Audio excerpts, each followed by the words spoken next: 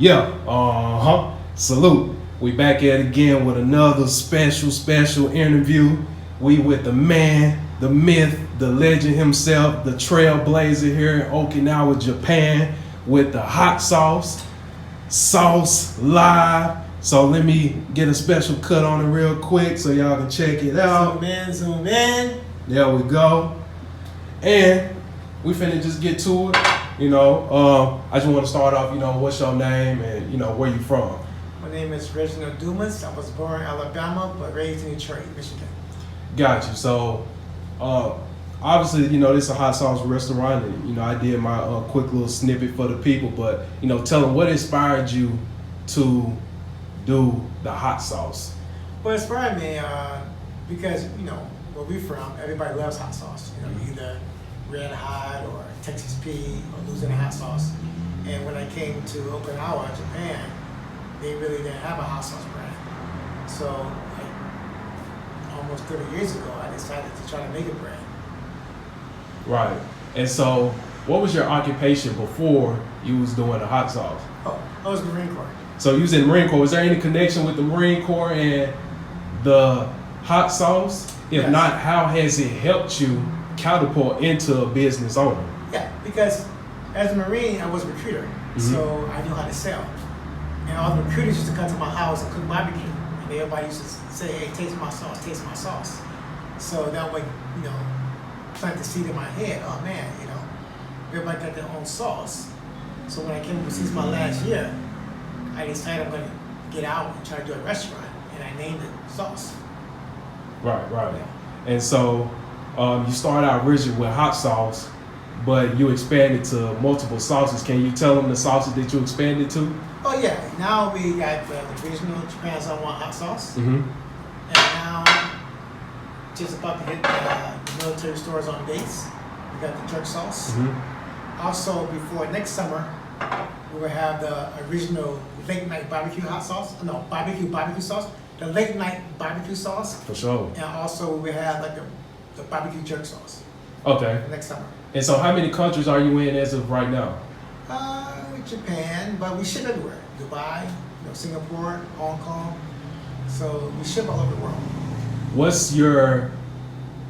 Besides Japan, what's your other bestseller? And what's another place that buys your sauce, but the least expected from you? Let me see. We have a lot of people from mainland buy the hot sauce, and they don't even know it's me. They just keep on hearing about it. They want to say, see, Right. man, this is a sauce man. And also, we do a lot of shipping to the States. Right. So all over the States, they buy. Right. And that's a blessing by itself, So do you have any dream collaborations or dream target audience you would want to work with in the future?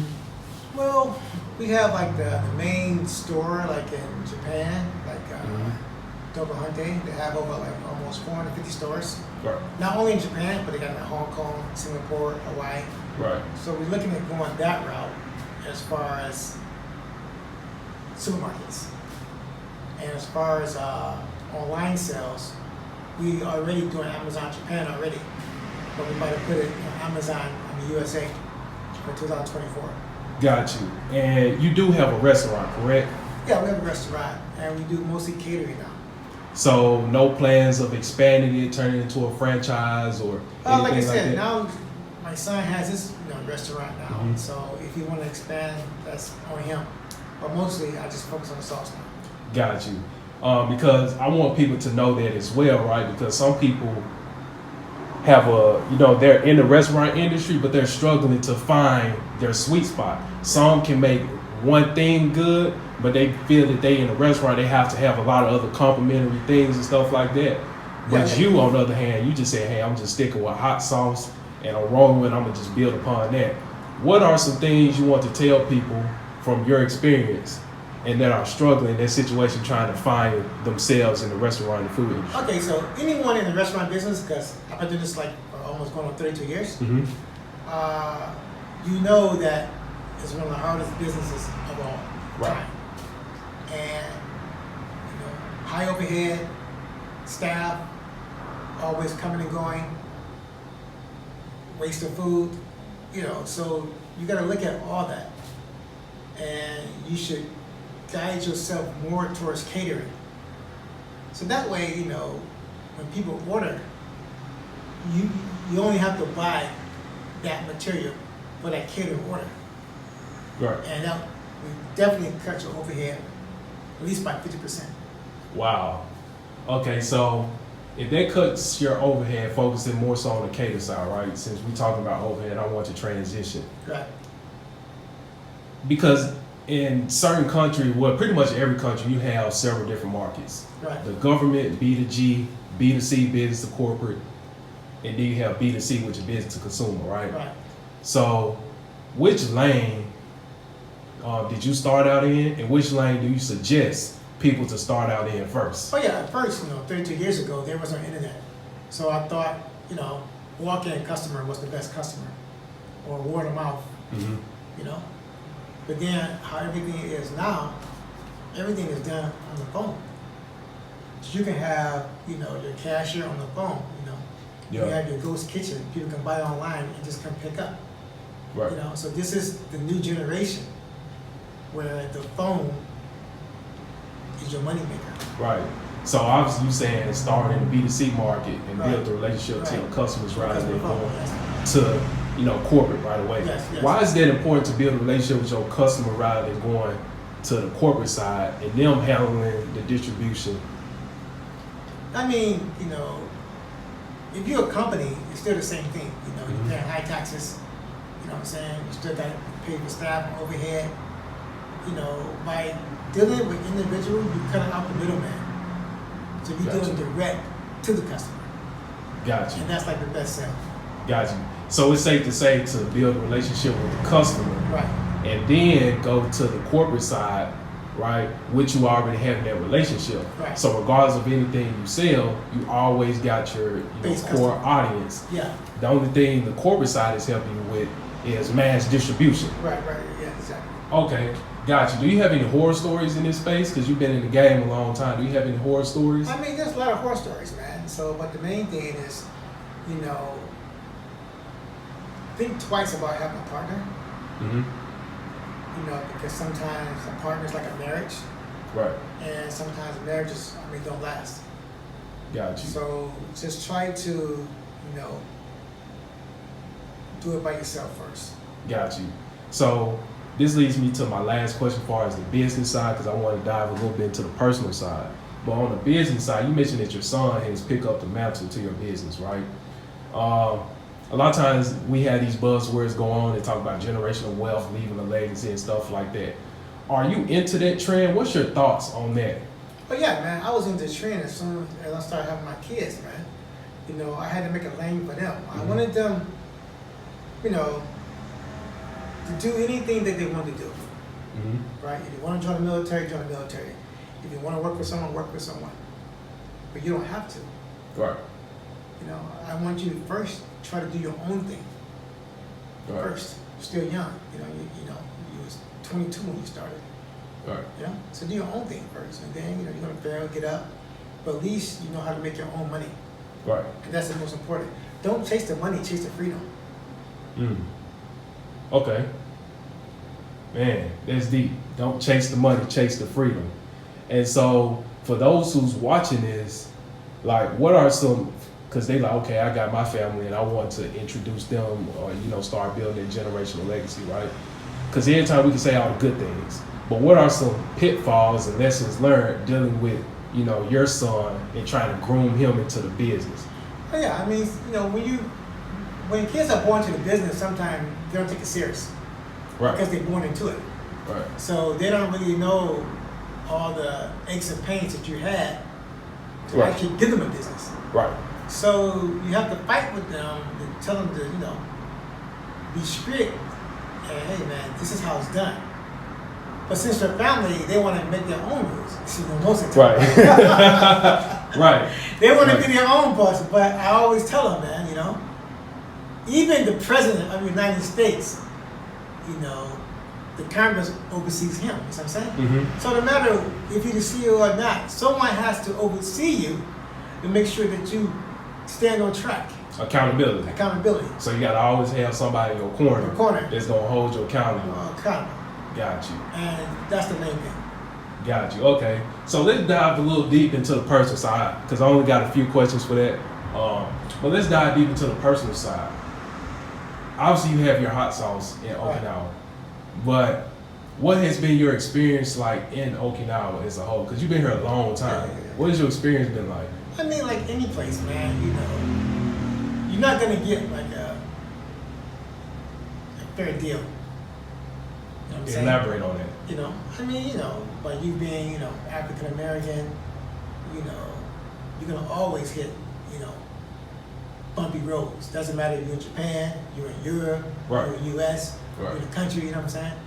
That just comes along with it. Mm-hmm. But there's sometimes, but it makes you stronger. So it's like a love and hate relationship. You know, sometimes they love you but hate you at the same time.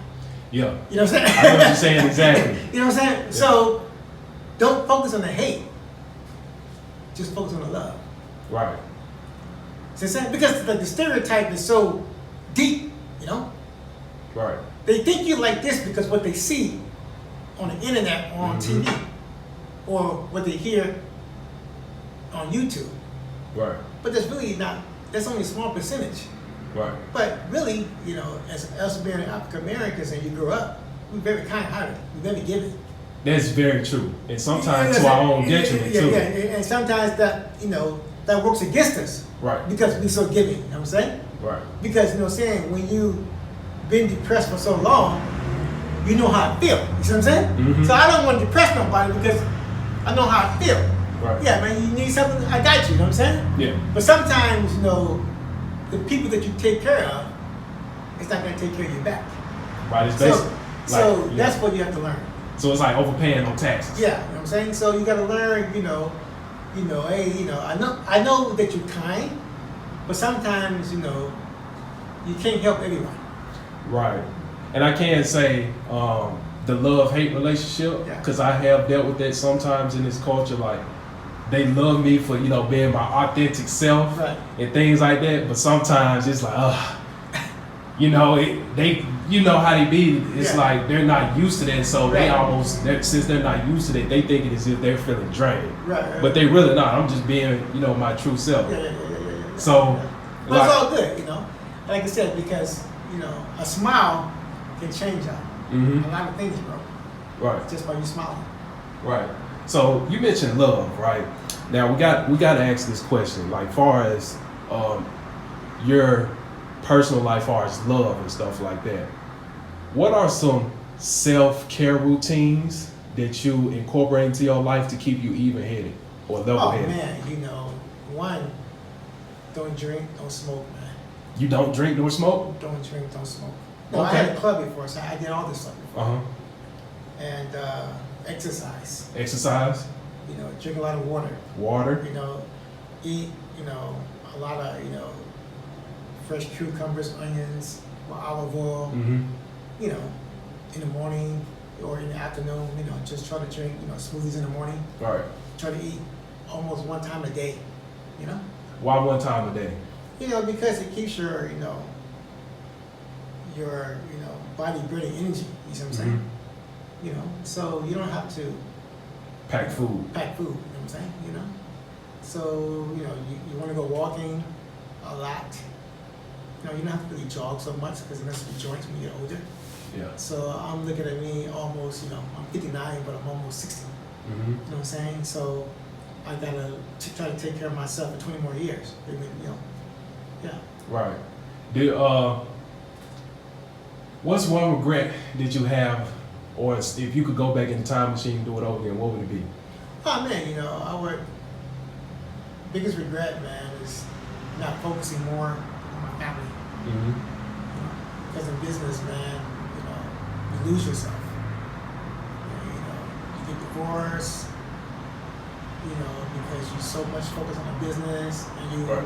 neglect everything else, man. Right. Really, you're doing it for the family, but the family doesn't see that. They see that you're not at home. You see what I'm saying? Mm-hmm. You know, so then when you finally make it to the top, like, oh man, where's everybody at? You know what I'm saying? You know? Yeah, so that's, I think, like the biggest thing. Focus more on your family, man. Got You you. know, that's like the biggest thing. Give me like 2 things that people don't know about you, like far as person, because we know you for the hot sauce, we know you for, you know, your son and stuff like that. Give me 2 things that people. Not really, don't know. man. I'm a private person, man. Mm-hmm. You know, I don't follow cliques. I have a small circle. Mm-hmm. I just do my own thing. Got you. You know, I don't gossip. You know, Got I just stay away from toxic people Mm-hmm. and drama. Makes sense. And you actually diving into a new venture, as I see. You have Kool-Aid out now, and then you have peach cobbler and strawberry cobbler. So you're diving into the sweets realm. I mean, don't say Kool-Aid, man. Just say like blazing beverages, man. You know what I'm saying? Blazing beverages. Okay, we're gonna call it blazing beverages. You know what I'm saying? You know, I think it's more of a level up from Kool-Aid, man. You know what I'm Okay. saying? You know, Okay. You know what I'm saying? So Gotcha. people think it might taste like Kool-Aid, but it's not Kool-Aid. You know what I'm saying? Okay. You know, It's not Kool-Aid, y'all. It's blazing beverages. You know what I'm saying? I'm from the urban community, so you know we're gonna call it Kool-Aid. Anything we don't know, we say it's Kool-Aid. But you diving into the dessert or the bakery type, and you kind of incorporate it a little bit. What inspired you to do that? Well, what's funny, man, this lady, her peach cobbler used to be real good. I think it's what her business was. She was a dependent wife, and she was just baking Mm-hmm. and catering, and Mhm. her name was, I think, Sweet Lynn, something like that. Mm-hmm. And her peach cobbler was like, wow, very, very good. Mhm. You know? And one time I ordered, and she never replied. Okay. So I said, oh, okay, well, you know, let me try to make my own. Gotcha. And that was the main thing, man. So sometimes when people reject you, reject your, you know, your service, or, you know, reject your order, reject your business, Mm-hmm. don't get mad, you know. Just, you know, you're an entrepreneur anyway, so just start creating your own thing. Right. Yeah. Some of my desserts is called J Secret Desserts. Say that one more time. J J. Secret Secret Desserts. desserts. Okay. So talking about this food, right? Because sometimes you're right. A rejection is another form of redirection. Right. So I know you saw this report that came out recently because you're private military. 70% of the American military is obese. Right. Now that doesn't mean, for people that's watching this in foreign country, it doesn't mean an obese person is a bad person. You never underestimate anybody that you step foot across, right? So I just want to make that apparent. But I know you're in the restaurant industry, right? What are some things that you think the Marine Corps and Army, Air Force, Navy, Coast Guard could do better as far as preventing that issue from Yeah. rising? Okay. That's definitely a great question, man. Yeah. See, because like when I came in the Marine Corps back in 1982, Mm-hmm. out of one platoon, maybe 1 or 2 persons was overweight. Right. You know, we was slim. Right. And then if you take it beyond that, 70s and 60s and 50s, you look at the Marine Corps, everybody was slim Mm-hmm. because there was no food for it. Mm. You see what I'm saying? Oh, he finna get y'all in trouble now. Go You ahead. Even, matter of fact, I went to the mess halls last week because I'm about to do like a demonstration. Mm-hmm. And they say, hey, Mr. Dumas, do you want to, fix us a plate? Mm-hmm. So I said, cool, because I haven't eaten in Marine Corps mess halls for over 30 years. Right? It's Right. only some of these young military people alive. Right. So when I finally get the food, I was shocked, man. Why? Because it's all frozen food, cook and chill. It's like, man, just like, what? Yup. Even when I was in the Marine Corps in the 80s, the Marines used to cook, your eggs and, scrambled eggs, your omelets. Mhm. They was actually cooking. Right. We was actually cooking. But now, everything's just, hey, put us at the boiling water, put us at the serving pan, boom, there you go. So the people nowadays, they don't know real food from junk food. Mm. Wow. So they steady eating junk food. Right, because it tastes. Yeah, the because the mess hall is selling junk food now. The food court is selling junk food now. Mm-hmm. And all the restaurants on base selling junk food now. Right. the commercially, most of the food is junk. Yeah, you got some fresh meat, but in the aisles, it's all junk food. Right. So I want to build upon it because I got 2 more questions and I'll let you go. Right. But I want to build upon that. I think a great solution to this issue for people that's watching, right, wherever there's a crisis or a problem, there's always room for opportunity, right? Hint, hint, get a business. I think one thing that could help, 2 things actually.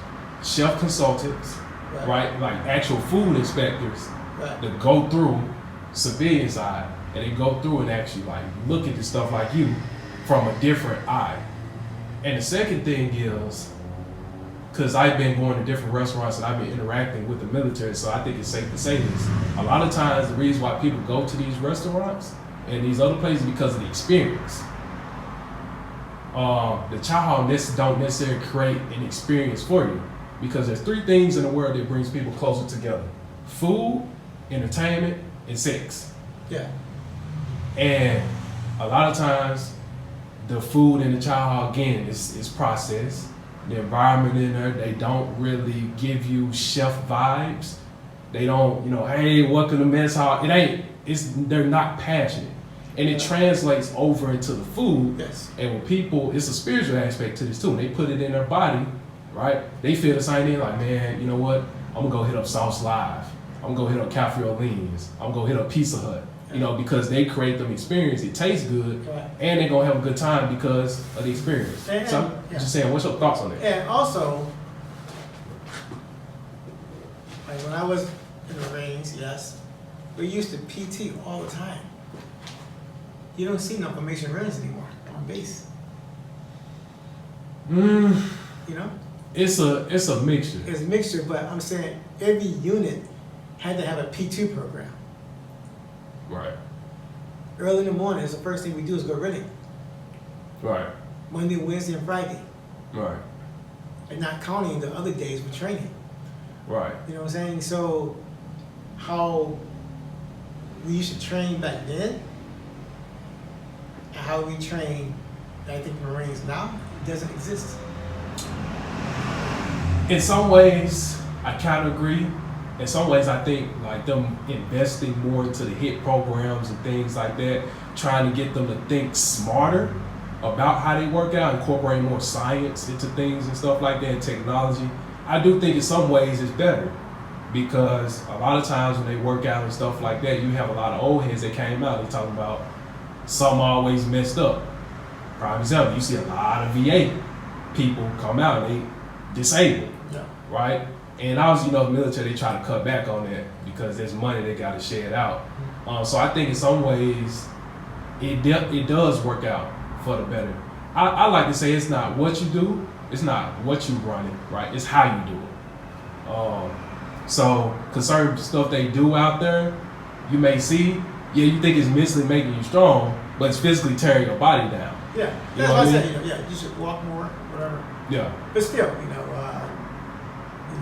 you have to look at, as me, as a primary, I look how the Marines look in camis. And it shows me a lot. Because we was camis, we had the Star Trek camis. We had like black leather boots, but the split shine nose and shine nose. So it was more of a different experience. Got you. Now guys just watch their clothes for one, you know what I'm saying? Got you. Yeah, so like everything changed. Got you. And I can build upon this for hours because this could open up a whole nother debate. But I just got 2 more questions for you. For the young people that are watching this, right? What's one thing you want to, give them advice? Oh, the main thing, everything they teach in the Marine Corps as far as self-discipline, self-confidence, and all the dog tags. Use that, and you can definitely become successful. Got you. And my last question for you is, I do this for every guest I have, right? I flip the question towards me, good, bad, or indifferent. I don't care. I'm not that insecure. If you had one question to ask me, what would it be?